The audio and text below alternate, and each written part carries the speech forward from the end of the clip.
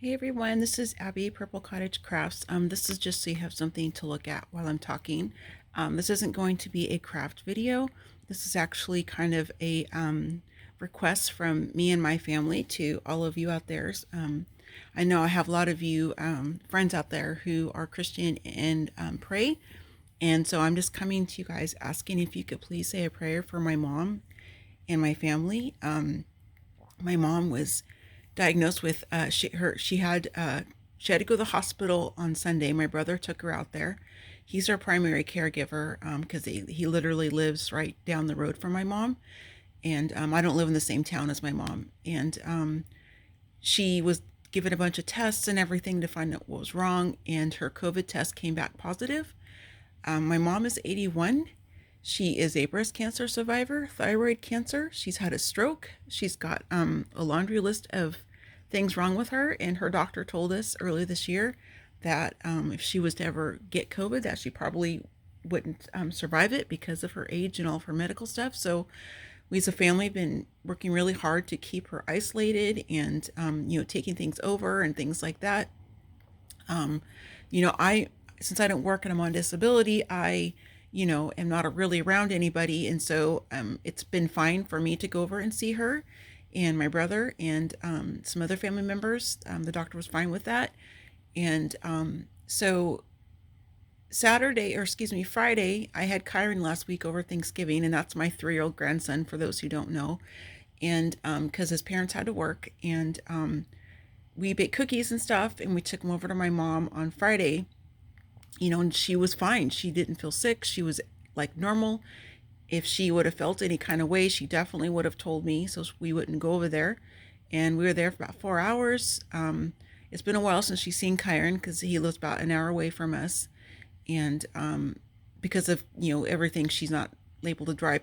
Not necessarily because of COVID, but because it's a medical thing she has going on right now. And he hugged her goodbye and gave her a kiss and everything, and we left.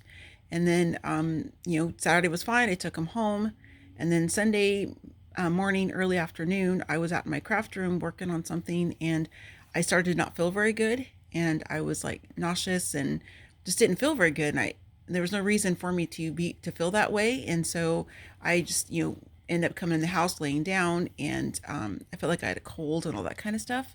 And so this was all hours before any of us knew that my mom was not feeling well, and before she went to the hospital or anything. And so when my brother let us know that her COVID test came back positive late Sunday night, you know, Steve and I were, and the family were kind of like, oh, I wonder if maybe you should get tested, and because I wasn't feeling very good, and of course I called Emily right away and told her, and she's been watching Kyron, of course, keeping a close eye on him, and he's completely fine. I have a cold, is what it turned out to be. I had a COVID test on Tuesday. It was as soon as they could get me in, and mine came back negative, as well as my brother and his wife's, because they like I said, they are like her primary caregivers. They go down and check on her and bring her food and things like that. And so we're so grateful that our test came back negative, and I'm so even more grateful that Kyron is not sick at all. He didn't even get to catch my cold.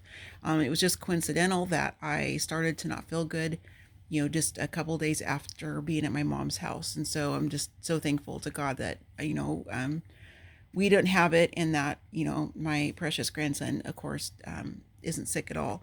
So his mom works in healthcare, and so of course she has to stay home with him because she's now at risk to her patients and coworkers, because she was around Kyron, unbeknownst to all of us at the time that we were exposed to my mom having COVID. And of course, Kyron's only 3, so he can't stay home by himself. So they're doing fine and everything. Her family, where they live, is dropping off food on the front porch, and so they're taken care of. They Lynn County, which is where we live, they live in a different county, but they told us that they wanted myself and my brother and his wife to quarantine for 14 days, even though our tests were negative, because we were exposed to somebody who has COVID. And so I've just been home, of course, and Steve and Kaylee have been taking care of me, and I'm fine. I don't feel sick. I mean, I have a cold, which is nothing major. It's just a cold. But until I got my test results back, they were kind of having me stay in the bedroom away from them.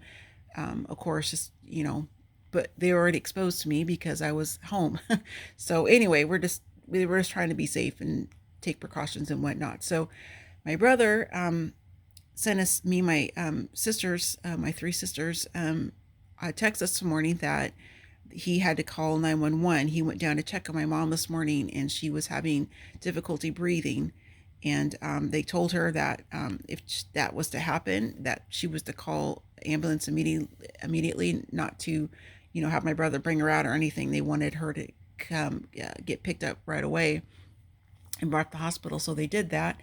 And luckily, and this is we're taking this as an answer to prayer from God, that they've allowed my brother, excuse me, to go back in and be in the room with her, which is really uncommon, at least in our area, that they aren't allowing anybody back with people who have it, unless the kid, unless it's like a child or something like that, I'm guessing. But because he is her primary caregiver, and he has like proxy over her medical stuff, like if she's able to make her own decisions and things, but if something was to happen to her and she couldn't make a medical decision, our brother is the one who has the legal capability of making those decisions for her, and things like that. And so we're thinking that that's probably why they let him be in with her, because of that.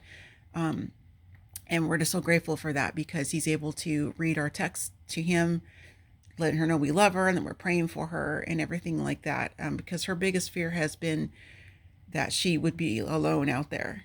And so it's been really hard for her, because she's had to be, pretty much really limited family coming in to see her, and she lives alone, and she's a widower, and it's just really hard for her to be alone, because it's just hard. And so I'm just so glad that my brother is able to be with her and be in the room. Of course, he had to suit up and everything, and they know that he was exposed to her and his test was negative, but he has a proper medical equipment on and everything, where he's not going to make anybody else a risk or anything like that, even though his test was negative. So the most recent, sorry I keep saying so much, I'm trying not to cry.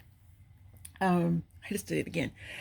The most recent text we got from him was just a little bit ago, that they are admitting her, of course, which we assume they would, just based on her age and her medical issues and the fact that she's having difficulty breathing. And she, of course, my mom is very stubborn, which is where myself and my siblings have gotten that from, as far as like, oh, we're not sick, we're going to just keep pushing through, that kind of a thing.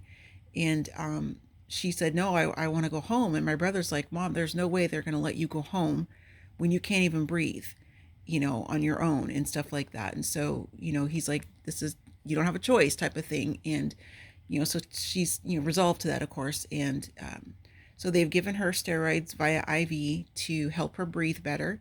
And that's the most recent update we've gotten from my brother. So I'm just asking if you guys wouldn't mind keeping my mom in prayer, please, for her to recover from this.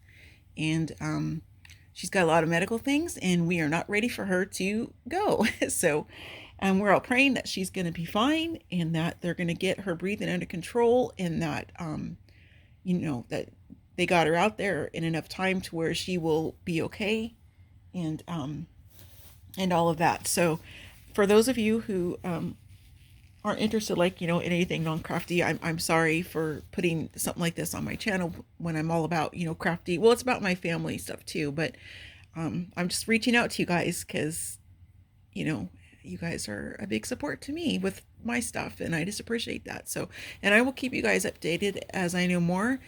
I'm probably going to do most of it on my community page, because it's hard for me to not be crying when I'm trying to talk. So if you want to get updates on how my mom is doing, if you could please go to my community page. And if you're not sure how to get to there, if you just go to my my YouTube home page or whatever, you'll see like where it says videos, playlists, that kind of stuff, in the about section, and there's a community tab there. If you click on that, that's where I post stuff and put pictures and things like that of things I'm working on and whatnot. But I'll probably just do posts from there on there, just to kind of keep you guys updated, for those that want to know how my mom is doing. So I thank you guys in advance, and I love you guys, and I'll let you know how she's doing later. So I'll talk to you soon, and hope you guys have a good day. Bye.